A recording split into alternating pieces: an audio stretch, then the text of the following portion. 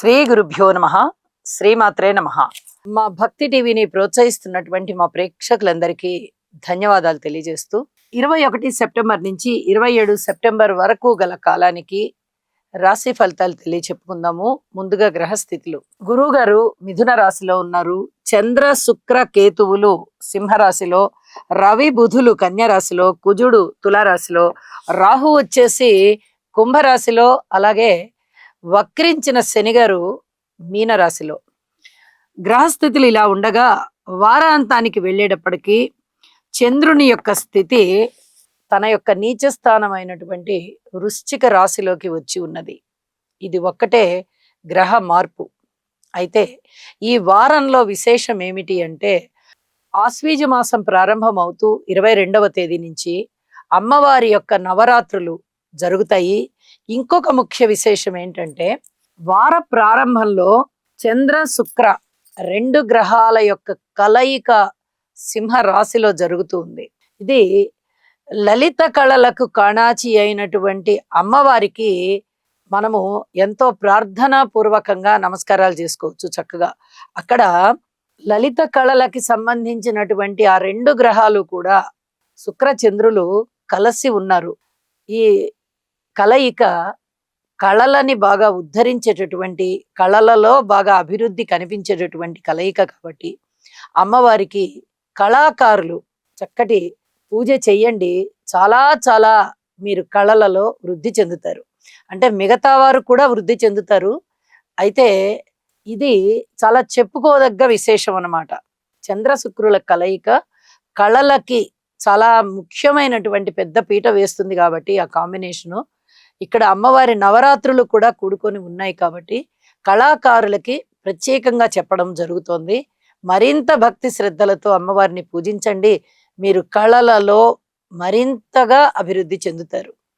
అందరి మీద అమ్మవారి యొక్క కృపా కటాక్ష వీక్షణాలు ఉండాలని మరొకసారి కోరుకుంటూ ఈ వారం రాశి ఫలితాల్లోకి వెళ్దాం. ఇక గ్రహ సమ్మేళనాల యొక్క విశేషాంశాలు ఏమిటి అంటే, చంద్ర శుక్ర కేతువులు ఇక్కడ మనము లలిత కళలకి బాగా అనువుగా ఉంటుంది ఈ గ్రహస్థితి అని చెప్పుకున్నాం కదా, చంద్ర శుక్రులు.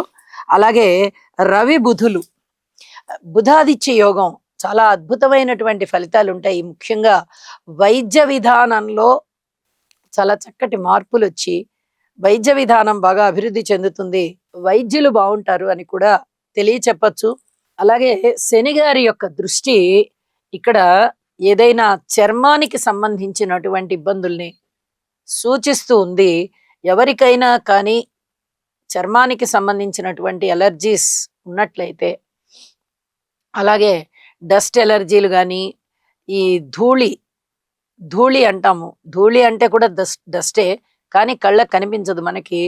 బట్టలు అవి కొత్త బట్టలు తీసినప్పుడు కానీ, లేదా ఇంట్లో స్టాక్ చేసుకు ఉన్నటువంటి బట్టలు తీసినప్పుడు కానీ ఒక విధమైన ధూళి ప్రసరిస్తుంది. అలాంటి విషయాలప్పుడు కానీ ఎలర్జీ వచ్చేటటువంటి అవకాశం ఉంది. ఇలా ఎలర్జీస్ ఉన్నవారు కొద్దిగా జాగ్రత్త పడాలి అని చెప్పి తెలియజేస్తూ ఉన్నాను. ఇక గురువు గారి పంచమ దృష్టి కుజుని మీద ప్రసరిస్తోంది. అంటే కుజుడిలో ఉన్నటువంటి ఆ ఉగ్రత ఏదైనా ఉందా అంటే అది కొంచెం తగ్గే విధంగా కనిపిస్తోందన్నమాట. ఇవి గ్రహ సమ్మేళనాల యొక్క దృష్టుల యొక్క విశేషాంశాలు అని చెప్పి తెలియజెప్పుకుంటూ ఇక రాసుల్లోకి వెళ్దాం. కర్కాటక రాశి వారికి ఈ వారం రోజుల కాలాన్ని మనం పరిశీలన చేసినట్టయితే 4 గ్రహాల యొక్క ఉనికి చాలా బాగుంది అని చెప్పి తెలియచెప్పడం జరుగుతుంది. ద్వితీయ స్థానంలో శుక్రాచార్యుల వారు బాగున్నారు. తృతీయంలో రవి బుధుల యొక్క స్థితి కూడా చాలా బాగుంది. వ్యయస్థానంలో గురుగారు బాగున్నారు. 4 గ్రహాలు కూడా చాలా చక్కటి ఫలితాలు ఇచ్చేటటువంటి గ్రహాలే. ముఖ్యంగా అన్నదమ్ముల యొక్క సహాయ సహకారాలు బాగున్నాయని చెప్పాలి. ఆరోగ్యం బాగలేని వారికి ఆరోగ్యం మంచిగా తిరిగి సంప్రాప్తింపబడుతోంది. కుటుంబ జీవితం చాలా బాగుంది. వీరు అమ్మవారి యొక్క సేవ చేయండి.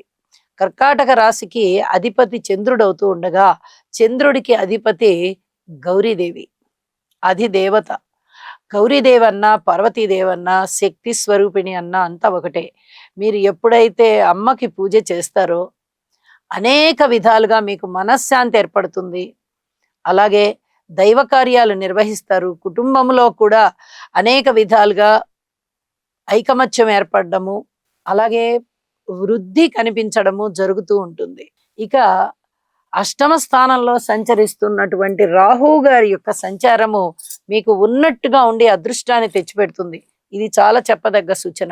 ఇక్కడ గురు బలం బాగుంది, ఇక్కడ శుక్రాచార్యుల వారి బలం బాగుంది. ఎప్పుడైతే ఈ 2 గ్రహాలు మంచి శుభగ్రహాలు అవుతూ ఉండగా కర్కాటక రాశి ఉందో శుభార్గళయింది. కాబట్టి అంటే ఒకదానికొకటి కలిసి వస్తున్నాయి. రాస్యాధిపతి చంద్రుడు అవుతూ ద్వితీయంలో ఉన్నారు, వారు శుభార్గళవుతోంది. శుక్రాచార్యుల వారు ద్వితీయ స్థానంలో ఉన్నారు, గురువు గారు వ్యయ స్థానంలో ఉన్నారు. మీకు అదృష్టం అనేది ఉన్నట్టుగా ఉండి వస్తుంది. ఇది చెప్పదగినటువంటి సూచన. ఏ నిమిషాన ఏమి జరుగుతుందో తెలియనంత ఉత్కంఠగా ఉంటూ ఉంటుంది మీ జీవితం. అంత స్తబ్దుగా ఉందండి, ఏమీ జరగట్లేదండి అంటారు. ఒక్కసారి ఒక అద్భుతం జరుగుతుందన్నమాట. అలాంటి పరిస్థితి ఇక్కడ కనిపిస్తూ ఉంది. దీనికి తోడు నవరాత్రులు వచ్చి ఉన్నాయి. ఇది ఇంకా అదృష్టవంతమైన విషయం. కాబట్టి మీరు నవరాత్రుల్లో అమ్మవారి పూజ చేసుకోండి, అమ్మవారి ధ్యానం చెయ్యండి. తప్పనిసరిగా మీకు కలిసి వచ్చే కాలం అవుతుంది అని చెప్పి తెలియచేస్తూ ఉన్నాను. ఇక మీ మనోబలం, మనోధైర్యం ఇవన్నీ కూడా చాలా చక్కగా ఇనుమడిస్తాయి. కార్యసిద్ధి కలుగుతుంది. అనుకున్న పనులు అనుకున్నట్టుగా జరుగుతాయి. మీ జీవితాశయం నెరవేరుతుంది. ఇది చాలా చెప్పదగినటువంటి సూచనగా తెలియచేస్తూ ఉన్నాను.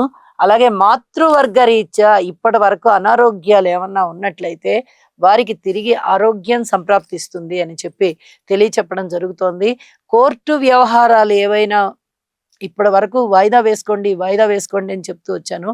ఇప్పుడు ఇంకా అవన్నీ మంచిగా మీకు తగిన న్యాయం జరిగే విధంగా వస్తాయి అని చెప్పి చెప్పడం జరుగుతోంది. ఇక విద్యార్థులకి వారి యొక్క కష్టం మంచి ఫలితాన్ని ఇస్తుంది. సంతాన రీత్యా కొంచెం ఓర్పు కలిగి ఉండండి. అలాగే రుణభారాలు కాస్త తగ్గేటటువంటి పరిస్థితి కనిపిస్తోంది. భార్యాభర్తల మధ్య అన్యోన్యత ఇంకా పెరగడానికి మీరు ప్రయత్నం చేసుకోవాలి.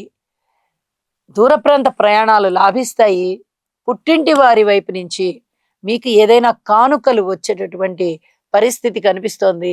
అలాగే కార్మికులు, కర్షకులు, నేత పని వారు, చేతి వృత్తుల వారు ఇచ్చేది వారందరికీ కూడా కలిసి వచ్చేటటువంటి కాలం అని చెప్పచ్చు. రాజకీయ నాయకులు బాగున్నారు. జీవిత భాగస్వామి విషయంలో మీరు శ్రద్ధ తీసుకుంటే బాగున్నట్టు లెక్క. అలాగే రాజకీయ నాయకులు బాగున్నారు, వ్యాపార భాగస్వాములు కూడా బాగున్నారు అని చెప్పి తెలియజేస్తూ ఉన్నాను. ప్రత్యేకంగా మనం వ్యవసాయదారుల గురించి చెప్పుకుంటూ ఉంటాము. వ్యవసాయదారుల విషయంలో మీ కష్టం ఫలిస్తుంది. చాలా చాలా ఉత్తమోత్తమైన ఫలితాలు ఉన్నాయి.